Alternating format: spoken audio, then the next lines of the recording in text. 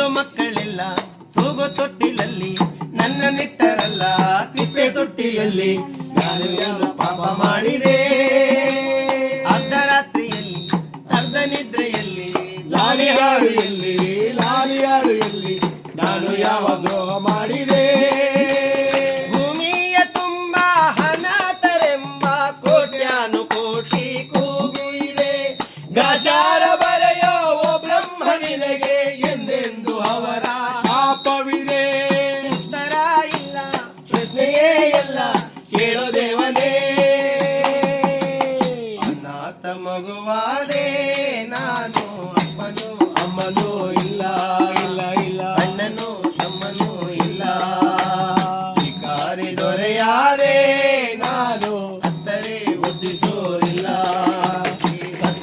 ಒದ್ದಿಸೋರಿಲ್ಲ ಎಂಜಲೇ ಮೃಷ್ಟಾನ್ನವಾಯ್ತು